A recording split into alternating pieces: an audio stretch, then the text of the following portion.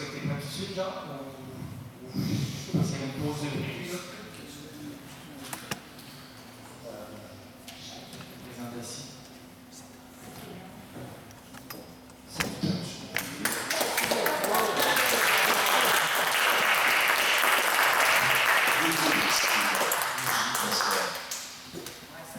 Ça va faire du bien. Bon, mon nom, c'est Jacques Péto. Le temps que je vois, je suis capable de m'écouter. C'est quoi le petit ton? On est capable de marcher et de monter d'accord en même temps. Vivez-vous le fait bouger un peu, ça va faire du bien. Moi, je suis le coordonnateur général de la joint sur le recrutement dont Irène vous a parlé au début. Ça fait, aujourd'hui, je pense que c'est ma 153e présentation. Et c'est la première fois que j'assiste à une conférence de marque. Et là, je viens de réaliser comment j'ai mis des centaines et des milliers de personnes dans l'état de choc dans mes conférences. Parce que, madame, je ne sais pas, vous n'êtes pas ingénieur, vous, là. Mais c'est vous qui avez posé la première question? Non, c'est la madame Moreau. C'est vous? Vous n'êtes pas ingénieur, vous? Non. Vous avez tout compris de ça. Ah oui, vous avez tout compris. Ce qu'on se pose toujours comme question, c'est comment ça se fait qu'au gouvernement ne comprend pas ça. Madame, je vous félicite, vous êtes plus brillante que tous nos politiciens. J'ai pris plein de notes, là. On va expliquer la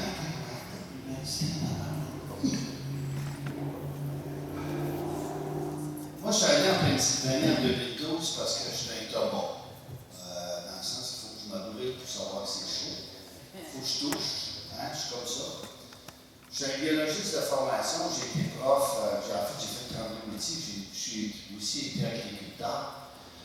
Puis quand je suis allé en Pennsylvanie, il fallait que je voie, parce que chez nous, quand j'ai acheté ma terre en 86, ça m'a pris 3 puits avant d'avoir de l'eau potable. Les 2 premiers avaient du pétrole dedans. C'est plate un peu parce que il y avait juste assez de pétrole pour pas que je sois capable de boire cette eau-là. Puis il y en avait juste pas assez pour que je fasse de l'argent avec. Fait que j'ai été pris de me creuser un 3e puits. Ça m'a coûté 10 000 à avoir de l'eau. Fait que quand j'ai appris qu'il y avait du monde qui avait du sous-sol en dessous de chez nous, j'ai été même insulté d'apprendre que le topsoil m'appartenait, mais en dessous, c'était pas moi. Là, je me suis lancé au gouvernement, je suis rassuré. J'ai déchanté assez vite. Quand j'ai vu qu'à 17 hectares, il avait laissé mon sol à une compagnie. À ce prix-là, moi, j'aurais acheté tout le comté, j'étais assez riche. Je viens d'acheter ma terre à 80 000 à l'époque. 80 000 l'arpent. Aujourd'hui, on a 8 000 l'arpent. J'ai rien fait pour ça, mais ça a grimpé tout seul à cause justement de toutes sortes de considérations comme celle-là. Pour moi, j'ai été en état de choc quand j'ai appris que mon eau pouvait être polluée par cette technique-là, parce que Marc vous l'a expliqué, mais d'habitude, on fonctionnaire est mis juste à expliquer c'est quoi la facturation. Hein, ça, là, ça devient compliqué de tout rentrer dans la même soirée. Il faut savoir qu'une chaîne, elle casse toujours ce qui est le maillon plus faible. Ça, n'importe qui a peut-être déjà fait une chaîne dans sa vie s'en rend compte. C'est pas le maillon le plus fort qui casse, c'est le maillon le plus faible, tout le temps. C'est comme toujours de donner à place que tu cherches, que tu trouves. Hein, c'est logique. Bien, la roche, là, quand ils mettent la pression pour la faire craquer, où vous pensez qu'elle craque en premier? À la même place que la chaîne appelle. C'est-à-dire là où c'est le plus faible. Puis, il n'y a personne qui sait actuellement au Québec où est-ce qu'ils sont les petites failles déjà présentes dans le sous-sol. On connaît les grandes failles géologiques, là, il y en a 2 grandes qu'on connaît, on ne va pas les jouer là. Mais toutes les micro-failles qu'il y a dans le sol, on ne les connaît pas. Fait que là, on s'en va, on fait le beau forage vertical, horizontal. Là, on met de la pression là-dedans. Jusqu'à temps que ça éclate. Là, il ne faut pas penser que la roche est pulvérisée, là. On ouvre les fissures. Mais la fissure, là, l'hydraulique, là, ceux qui ont déjà travaillé sur l'hydraulique, tu sais là, que ta pression au bout du tuyau, à l'entrée et à la sortie, c'est la même. Un liquide, ça ne se comprime pas. De l'air, ça se comprime, mais un liquide, ça ne se comprime pas. Fait que quand tu pousses ton liquide, tu pousses, puis tout à coup, l'eau disparaît, ça craque en quelque part dans le fond. C'est pas exactement où ça a craqué, puis tu ne sais pas exactement combien long ça a craqué. Parce que si ça se trouve à trouver une petite faille déjà, une faiblesse, bien, ça va ouvrir. Puis ça peut ouvrir jusqu'à 500-600 mètres en haut du tuyau, puis on fait. Eux autres, dans leur prédiction, c'est 100 mètres, 300 pieds. Mais ça peut, il y a des graphiques qui l'ont démontré, ouvrir bien plus lourd que ça et atteindre la nappe phréatique avec toute la quantité de cochonneries que Marc vous a montré qu'il y avait dans le trou-là. Tout ce qui injecte dedans, c'est incroyable. Moi, j'en ai pas manqué une. Les audiences du bureau d'audience publique en environnement, ça s'est passé chez nous dans ma cour à Saint-Hyacinthe. Je suis un chanceux, j'ai pu tout suivre ça d'un bout à l'autre.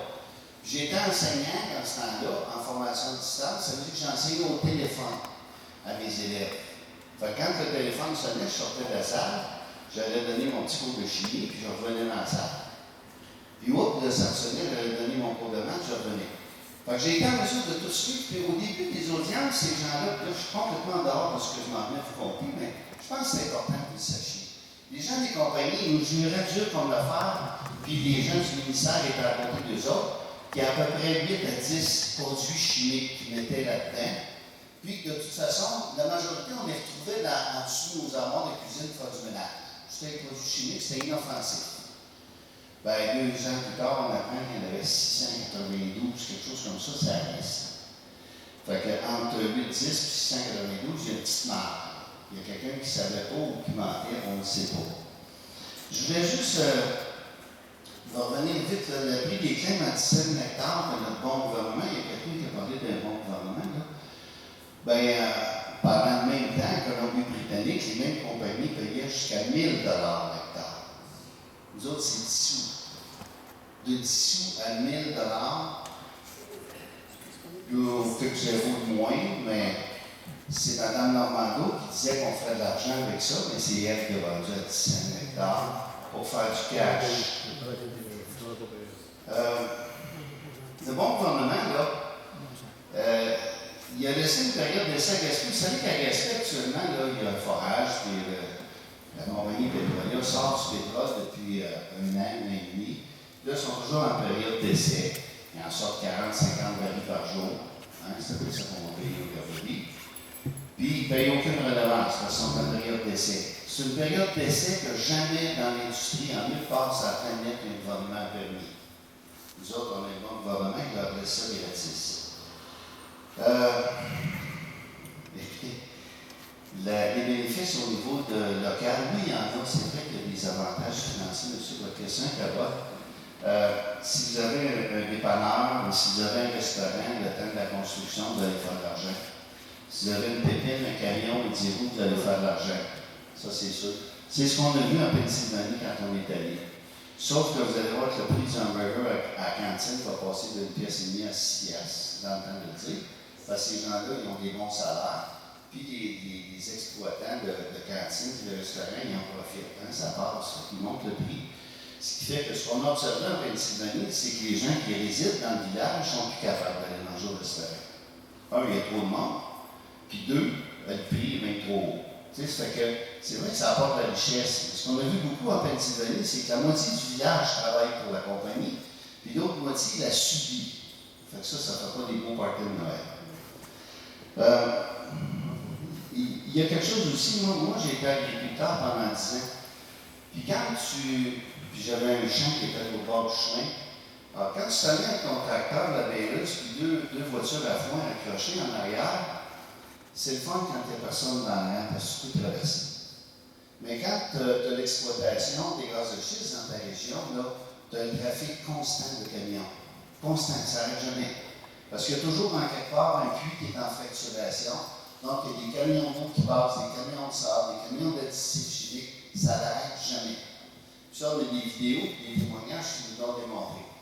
Il y a des agriculteurs qui nous ont dit, regarde, là, mon champ au bord de la rue, là, la première année, là, j'attendais. Des fois, 1 heure avant d'avoir le temps de passer par-dessus le chemin pour me rendre dans mon champ au bord. La deuxième année, il a dit, ce qu'on a vu en Pennsylvanie, c'est des bouts de champs abandonnés. On a vu beaucoup. Parce que, tu sais, à un moment donné, tu te dis, écoute, ça fait 1 heure que j'attends juste passer, là. Quand je vais revenir avec mon voyage bien plein, là, ça prend plus de temps d'embarquer sur le chemin. Puis il faut que j'aille les 2 voies parce que j'ai déjà tout mon terrain en arrière. Bien, tu pourras passer d'avant-midi, là. Il y a des gens qui nous disaient, le seul temps qu'on peut aller faire notre épicerie, c'est le dimanche matin, quand il y a une équipe, quand il y a un autobus de touristes comme nous autres qui viennent visiter. Là, les compagnies, ils savent, ils s'appellent OCI, puis ils sortent 50% des trucks du chemin. Nous autres, on s'en rend compte, on va faire notre épicerie. Parce qu'autrement que ça, c'est dangereux de sortir de la cour chez nous. Marc, tu m'as rappelé des mauvais souvenirs parce que ça, je l'ai tellement compris, là, je pensais que j'en étais sorti. Parce que j'ai eu beaucoup d'espoir, je vous dirais, en décembre dernier, quand j'ai entendu nos 2 premiers ministres, un qui ne savait pas que c'était le premier ministre encore, dire le Canada, le Québec, on va respecter les ententes de Paris, on va diminuer les gaz à effet de serre, on réalise qu'on vit sur une planète qui est en train d'étouffer. Non, attendez, je vais reprendre ça. C'est pas la planète qui étouffe, c'est nous autres. Parce que la planète, elle va très bien s'en sortir. L'humain est apparu, là, sur la planète, on est des petites bébites. On vient juste apparaître dans l'histoire de la planète, on va repartir aussi vite. Parce qu'on est en train de détruire notre environnement. Puis ça, là, c'est ce qui me motive beaucoup, moi, je vais avoir fait 3 heures de route pour venir me voir aujourd'hui, là, parce que j'ai des enfants. Moi, j'ai rien à vendre, sauf essayer de leur donner l'espoir qu'ils vont pouvoir continuer à respirer, puis avoir de l'eau. Bon, je vais arrêter là parce que j'ai une présentation à vous faire. Là, c'est juste un réchauffement. OK. On est rendu dans toute cette histoire. Depuis 2010, on est sur la route des citoyens. On a formé des comités citoyens. On a fait le job du gouvernement, c'est-à-dire donner des soirées d'information. Quand un gouvernement permet une industrie comme ça sur le territoire des gens qui résident sur le territoire sans leur dire ce qui se passe, c'est insultant, c'est fâchant, c'est décourageant. Tu dis, je paye ce monde-là pour qu'il me représente, puis ils vendent mon terrain par en dessous. Moi, ça fait 8 générations qu'on est chez nous, puis qu'on cultive, puis qu'on va investir sur un nouveau troupeau. On se dit, wow, vas-tu investir, mon ils s'en viennent-tu chez nous ou pas? Ils sont en train de briser. Ils sont en train de fracturer notre société. Ça, c'est une notion très importante. Qu'est-ce qu'on a fait? Bien, ça fait 10 ans, au bon mot, qu'on a étudié vraiment tous les moyens démocratiques. On a participé à 2 audiences du bas de ces gaz de schiste, et ça a été pénible. C'était vraiment long, ça. Moi, je n'ai fait plus. Comme je vous disais, je n'ai pas manqué là. On a émis des réserves sur la composition du comité directeur de l'étude environnementale stratégique chez les gaz de schiste qui a été mis en place, parce que sur le comité qui disait quelles études il fallait faire, il y a quelqu'un qui dit tout à l'heure qu'on manque d'informations. Le gouvernement, oui, manquait d'informations. En fait, il ne savait pas tout ce qui se passait. Ça, on l'a réalisé dans ce premier temps. Fait qu'ils ont dit, on va être intelligent, on va créer une commission d'enquête, une étude environnementale stratégique. Les gens qui vont dire quelles études on va faire, ils ont donné 5 personnes. Là-dessus, il y avait 3 personnes de l'industrie. Là, ça voulait dire, ça, c'est un pratique que vous autres, puis moi, on paierait les études nécessaires aux compagnies pour mieux nous forer. Au milieu. On a participé à 2 consultations sur l'avenir énergétique du Québec. Il y a 2 fois, là, le gouvernement est venu, ils nous ont demandé notre opinion sur comment on devrait vivre au Québec au niveau de l'énergie. 2 fois, on a participé à ça. On était nombreux. 80 à 90% des gens qui sont présentés et qui ont donné leur opinion, ils ont dit qu'il ne faut pas aller vers les hydrocarbures. C'est une industrie qui n'existe pas au Québec. Il y a 0 infrastructure. Là. On a quelques pépites, là, mais comparé à ce que ça prendrait pour le sortir, ce gaz-là, on a 0 là. Il faut bâtir les chemins et tout ça. Ils nous ont pas écoutés. On a participé à la commission parlementaire sur le projet de loi 106. On a eu une grosse demi-heure pour dire au gouvernement ce qu'on pensait de cette loi-là. Marc vous en a parlé rapidement, mais on peut passer une soirée juste sur la loi 106. Vous savez que cette loi-là avait, moi j'appelle ça le menu numéro 2 des restaurants chinois, là, les Spirit Sweet and Sour. Il y avait le côté sucré, qui est la loi sur la transition énergétique, qui est réclamée par tout le monde. Puis dans la même loi, la loi sur les hydrocarbures. D'un côté, on dit qu'il faut résolument changer nos façons de consommer de l'énergie au Québec. Il faut délaisser ce qui est dangereux pour notre environnement. Puis de l'autre côté, on dit qu'on va encadrer le développement des hydrocarbures au Québec. Trouvez l'erreur. Là, il y a eu une levée de bouclier unanime au Québec. Hey, même les partis d'opposition disaient non, il faut que tu passes en deux ce projet de loi-là. Fais un projet de loi sur la transition énergétique, faisais un autre sur les hydrocarbures, maintenant, pas les deux dans le même. C'est comme si tu mettais du chaud avec du froid. C'est exactement ça qu'ils ont fait. Tous les partis d'opposition ont unanimement demandé au gouvernement, la Fédération québécoise des municipalités, l'Union des municipalités, l'UPA, les regroupements de bassin versant, tout le monde au Québec a demandé à couper cette loi-là avant de commencer à l'étudier. Le gouvernement a dit non, on passe ça comme ça, et c'est ce qu'ils ont fait. Ça, ça a été dramatique. Donc, on a participé, nous autres, à cette mascarade-là de commission parlementaire. On a participé aux audiences du BAC sur le projet Énergie, ce gros tuyau qui va nous passer, ça arrive nord. On a participé à la commission parlementaire sur le projet de loi 102, qui, lui, ce projet de loi, c'est rabougri, là, parce que, notre participation, parce qu'on était 3 organismes, ils nous ont donné 15 minutes pour 3 organismes, alors que les compagnies de gaz, de pétrole, nous autres avaient des heures d'audience. Nous autres, ils nous ont donné 15 minutes, les citoyens. Dépêchez-vous, puis posez pas trop de questions. On a participé au PAC sur le projet de redémarrage de centrales au gaz de génération d'électricité des Cancos. Parce qu'on a une infernale des Cancos, je ne sais pas si vous le savez, non? On a une usine de production d'électricité qui fonctionne au gaz, qui a été faite sous le gouvernement libéral, je pense aussi. On a fait rouler pendant 18 mois. Puis là, on a réalisé que ça avait 30% d'efficacité.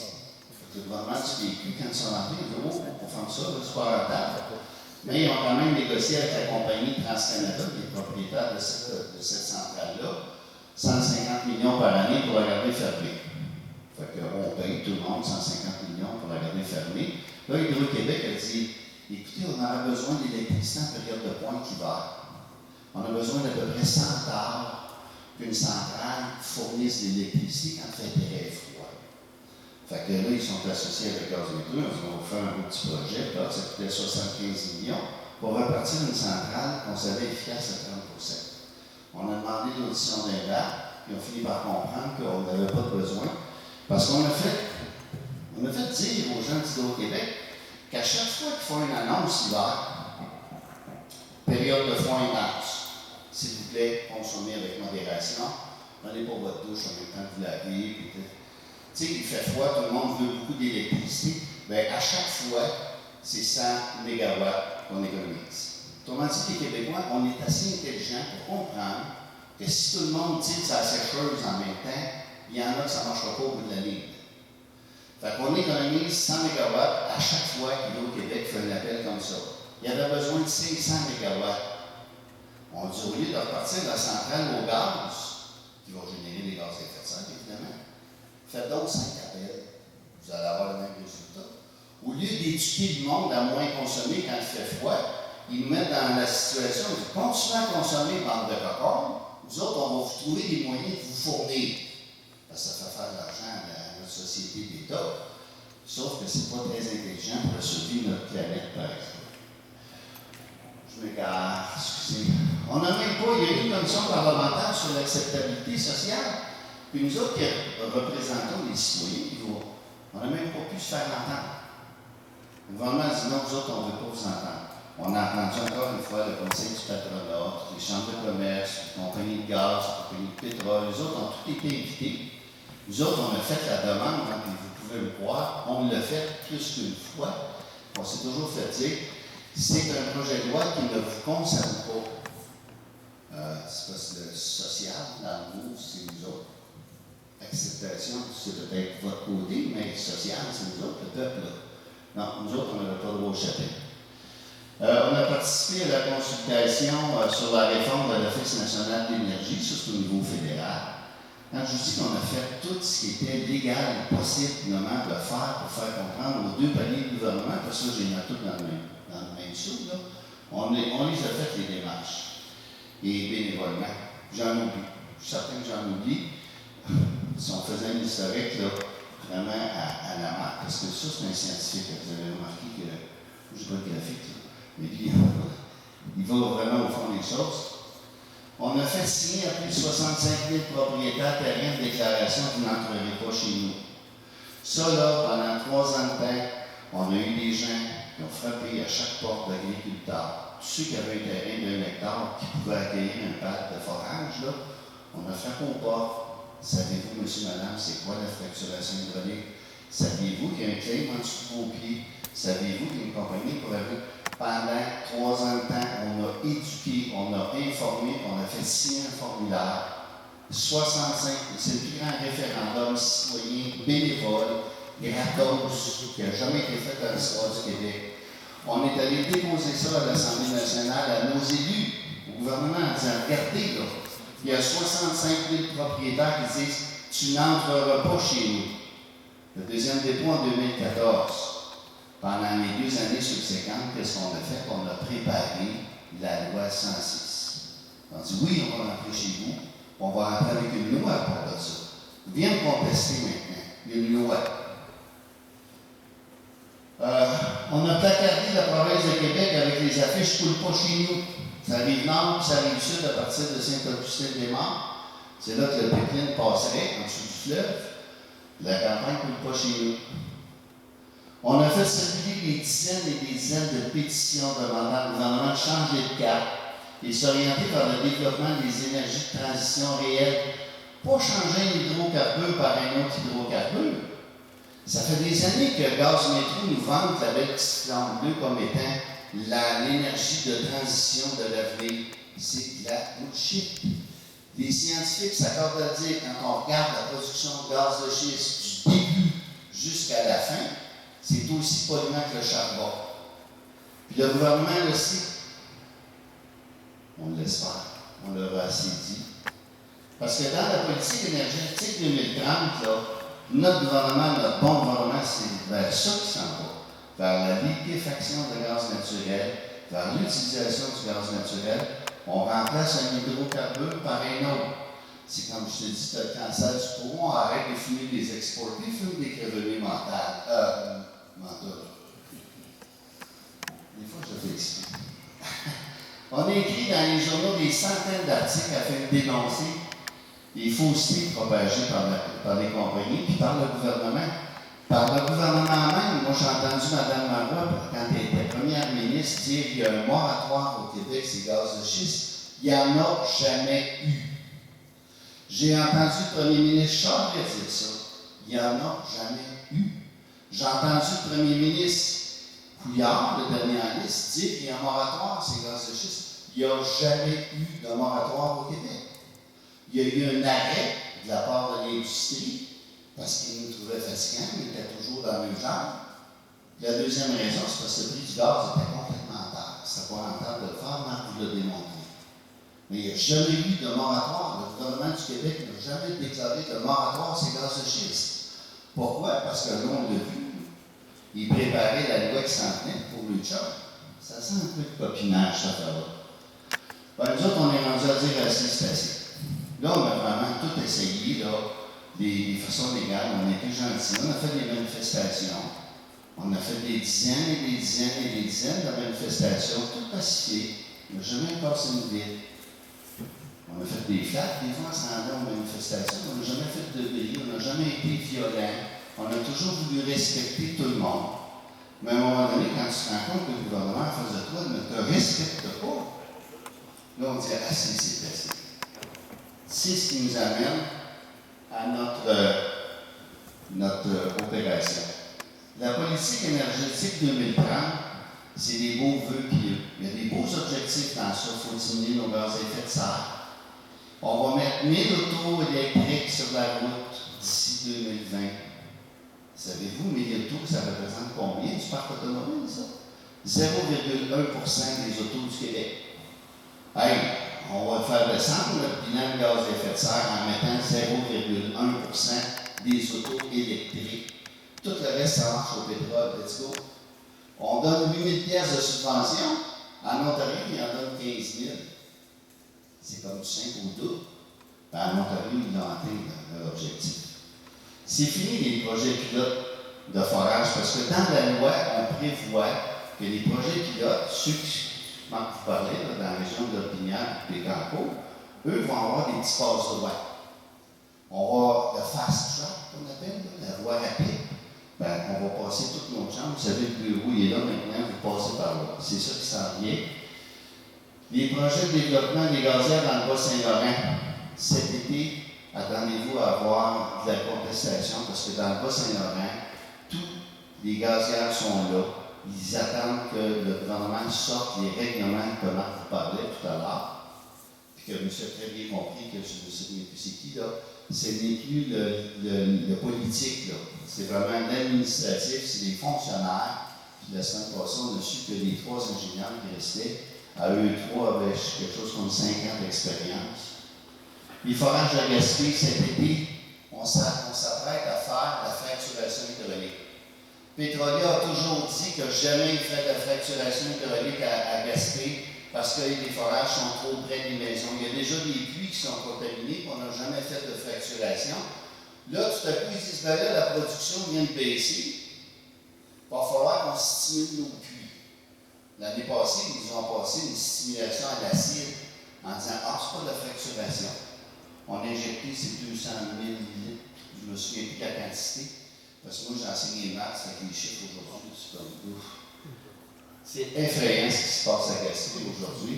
Énergie-S, leur autre tuyau qui va nous passer, ils passent son temps. On est rendu à dire assez, c'est assez. Ben, le temps est venu de dire haut et fort, vous ne passez pas. Moi, je vais me mettre devant un jour chez nous, je dis, tu passes pas. Si tu veux passer, là, tu vas passer sur le cadre. Parce que là, ça se peut plus. On est rendu là. C'est un peu décourageant d'être obligé de dire ça, là, je vous le dis, là, puis ça fait 2 ans que je n'avais pas donné de conférence et gaz de schiste, puis Marc m'a sonné dans la voix. Pourtant, c'est des affaires que je savais, là, puis j'ai dit, ça m'a vraiment scié les dents. Alors, comment est-ce qu'on peut participer à ça? Bien, on va passer d'une position axée sur l'opposition à une position qu'on appelle la résistance. On va résister. On va faire comme plein de clubs sur la planète. Faire comme les Amérindiens aux États-Unis, Standing Rock. On va se planter dedans, on va dire non, tu passes pas. Arrête, là. Tu ne viendras pas saccager mon terrain, tu ne viendras pas saccager mon eau, celle de mes enfants et de mes petits-enfants. Là, on a débuté l'opération.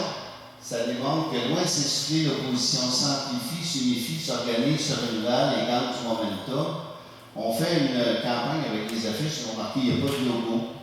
On n'est pas Greenpeace, on n'est pas la QLPA, on n'est pas la RVHP, c'est une campagne citoyenne. Tout le monde a le droit d'afficher sur son terrain que l'avenir est dans l'eau.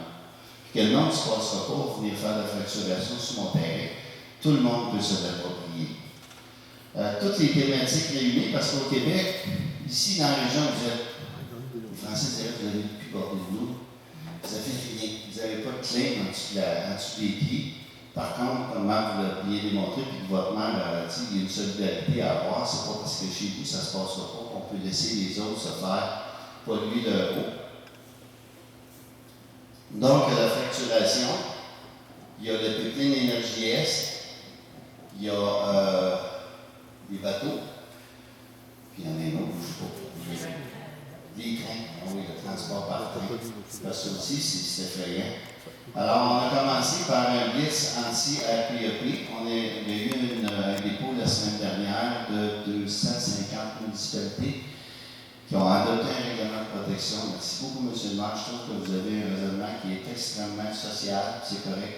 C'est comme ça qu'on devrait penser, s'aider entre nous autres quand ça va pas bien.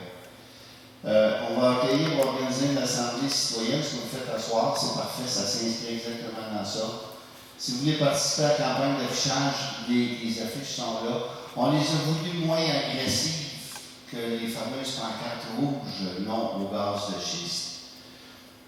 Parce que vous savez que ces affiches-là, ils ont fait le tour de la planète. Puis il y a des gens un peu partout qui nous contactaient. Comment vous avez fait pour arrêter les compagnies gazières? On est le seul endroit sur toute la planète qui a réussi à arrêter. Quand on est allé en Pennsylvanie, les gens embarquaient dans l'autobus et ils nous disaient « Laissez les dépôts entrer. La journée qu'ils sont installés en quelque part, vous êtes faits. » Parce que le projet pilote, là, qui coûte 10 millions, pensez-vous sérieusement qu'une compagnie investit 10 millions et dit « Il y a du gaz ici, je m'en vais. » Mais c'est non, une fois qu'ils ont investi 10 millions, il reste qu'ils s'incrustent, puis ils en mettent un deuxième, puis un troisième, puis un quatrième, puis la roue est partie.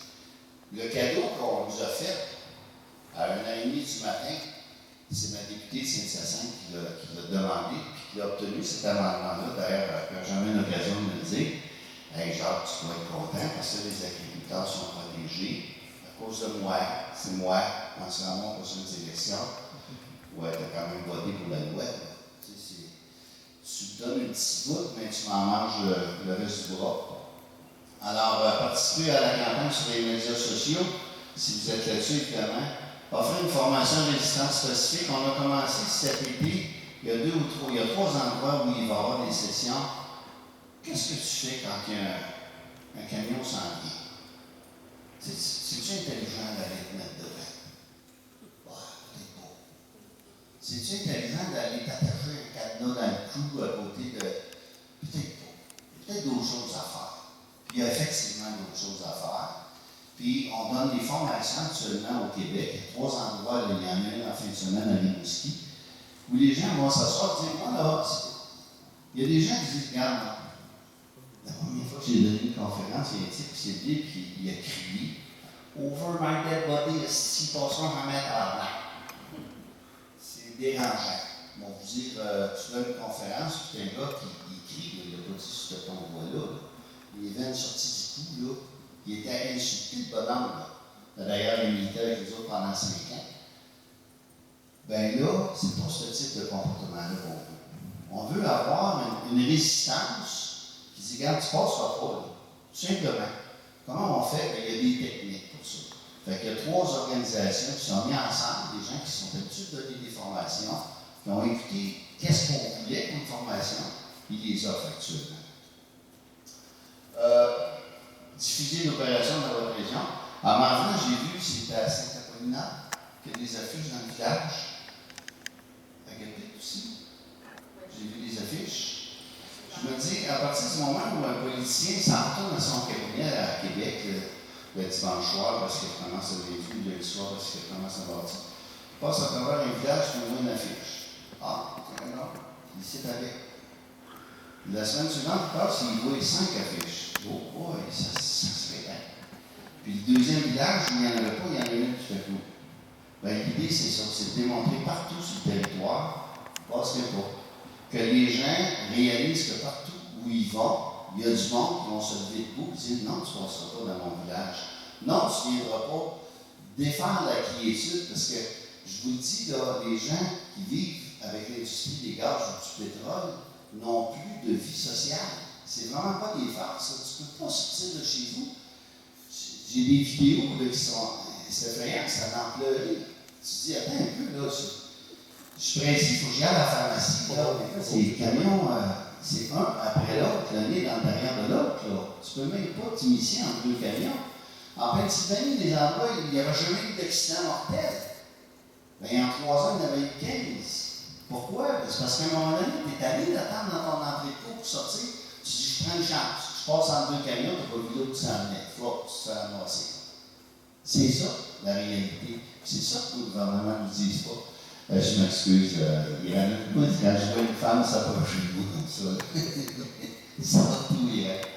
Alors ça, c'est des affiches, je pense que vous les voyez, les visuels, ça c'est le pépin. On a vraiment réuni, juste un petit mot sur des plans. Le projet de Dune, s'il se réalise au Nouveau-Brunswick, là, ils veulent exporter du pétrole issu des sables bitumineux. C'est 240 wagons par jour qui vont passer sur nos voies ferrées. Mégantic, là, l'énergie dégagée par l'explosion, c'était 3 fois la bombe d'Hiroshima. Mais pas tout en même temps, ça s'est fait sur plusieurs jours. Mais l'énergie qui était. Puis c'était pas 124 wagons, c'était 40, je crois. Donc, c'est vraiment petit comparé à ce que la fracturation, vous en a parlé. Le transit maritime, parce que tous ces pétroliers-là vont passer sur le fleuve. Il y a un pilote sur Saint-Laurent qui me disait, tu sais, genre, pour traverser le lac Saint-Pierre, il faut que tu changes de cap 17 fois. Parce que le chenal se remplit, puis hop, il y a un petit peu trop de sable, puis dépendant de ton chargement, il faut que tu changes 17 fois de cap quand tu traverses le lac Saint-Pierre. Imaginez, là, c'est un super pétrolier, l'augmentation des bateaux, inévitablement, les mathématiques sont là, un jour, il va y avoir une catastrophe. Puis quand on va polluer le fleuve Saint-Laurent, ben là, c'est tout le reste qui va suivre, tous ceux qui boivent de l'eau dedans. Et celle-là, je vous le dis, elle provient de Mme Irène.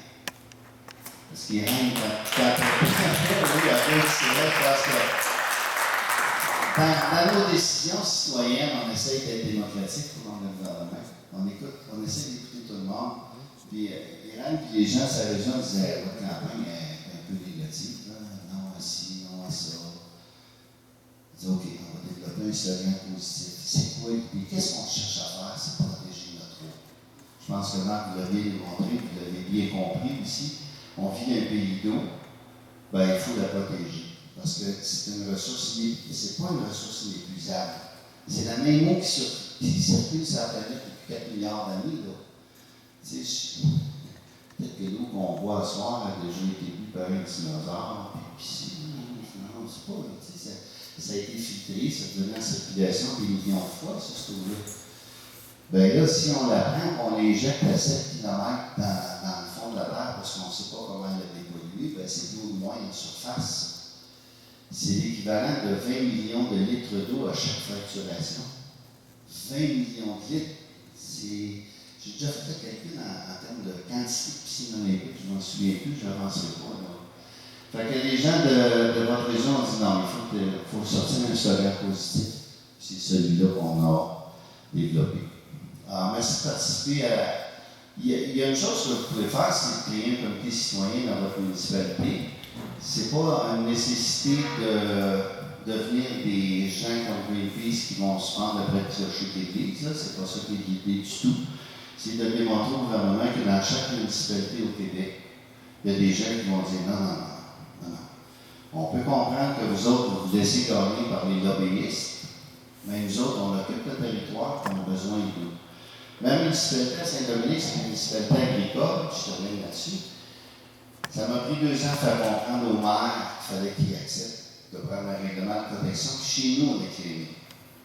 Savez-vous comment je l'ai gagné? C'est quand j'ai expliqué que dans le règlement de protection de la RPEP, on ne protégeait pas l'eau des animaux. Ben, chez nous, c'est une région producteur de porc. Les éleveurs qui ont 3, 4, 5 000 porcs, ça boit une quantité astronomique d'eau à tous les jours. Puis c'était 4 fois que j'allais au conseil municipal, puis je chantais ma chanson au maire, qui disait mais la dernière fois, il y avait 2 producteurs de porc qui venaient pour une demande de dérogation parce que le porcherie était trop proche de lui. Ils m'ont écouté, puis là, ils m'ont entendu à la fin de la session, ils m'ont raccroché dehors, 2 petits gars, là, c'est quoi ton affaire, toi, là?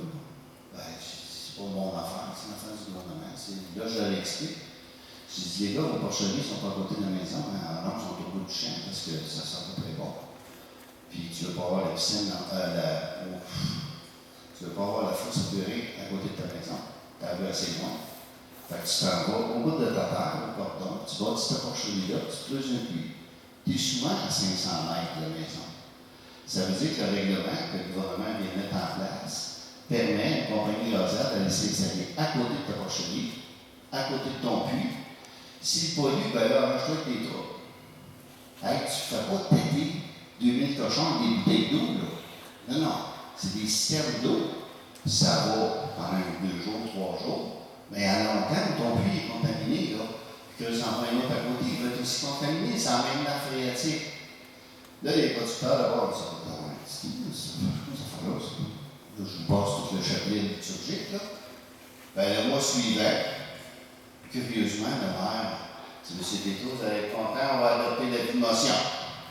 Je pense qu'il y a quelques producteurs de porc qui s'étaient réunis et qui avaient expliqué au maire que lui, il n'y avait pas de cochon, Puis il n'y avait personne à faire croire autant que ça. Quand je suis allé dans les écoles secondaires, il se fatiguait pour parler. Moi, je résumerais tout ça en quelques mots. Pour moi, c'est qu'on nous impose de l'extérieur une industrie qui ne nous appartient pas. Ce qui nous appartient, c'est ce qu'on a fait depuis nos parents sont nés, puis les parents, c'est de développer le Québec à notre façon. Cette façon-là qu'on nous suggère, c'est pas notre façon. Puis ça compromet notre eau, qui fait que ce qu'on a déjà mis en place, nous autres, les Québécois, dans notre région de l'Avenir, est compromis. On ne sait pas qu'est-ce que ça va faire. Ça peut changer notre destin. Puis on ne veut pas ça. Fait que c'est ça l'idée. Je veux juste savoir si vous avez encore des questions. Je pense que le monde des petites chaises carrées, c'est le fun. Ils sont très belles et confortables. Mais je pense que ça s'alimente. Je suis content d'être là. Je veux juste savoir si vous avez des choses à demander. J'ai des feuilles ici, si vous êtes intéressé, que vous pouvez remplir. Comme je vous disais tantôt, si vous voulez recevoir l'information de façon régulière, vous pouvez vous désabonner si vous trouvez que ce n'est pas intéressant. Ça me surprendrait. Toutes sortes d'autres possibilités, vous pouvez cocher si vous avez envie. Il y a des crayons là aussi. Si vous voulez prendre un petit biscuit, puis des jus, puis voir les affiches pour si vous voulez vous en mettre une sur votre terrain. Comme je dis, tu veux-tu un puits de gaz de schiste ou une pancarte sur ton terrain? Fait que le choix est facile à faire. C'est ça que j'ai dit à mon conjoint. Veux-tu un puits de gaz de schiste ou une pancarte? Il dit, je prends pas ma pancarte. Fait que c'est une façon de parler, mais c'est la fierté.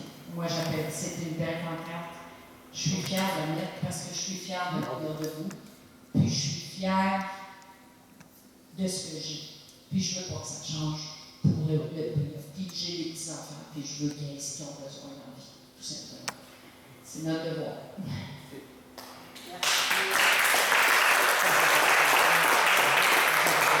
Je vais faire 30 secondes. Chez nous, j'ai installé la géothermie il y a 3 ans. Je suis mort de rire. J'économise 1 500 $ par année, je me climatise avec le même système. Si on voulait vraiment au Québec créer de l'emploi avec la transition énergétique, quand ils sont venus chez nous, là, il y a 5 corps de métier qui sont arrivés à la maison. Un puisatier, ça je pense des gens qui creusent les puits d'eau, il y en a partout au Québec. Il est venu un frigoriste, vous savez, je pense que tout le monde a un réfrigérateur à la grandeur de la province. Il est venu un électricien, ça il y en a partout. Il est venu un menuisier, puis j'ai eu dehors, j'ai dit, on va faire le job moi-même. Puis il est venu ils ont causé le trou, ils ont mis le système.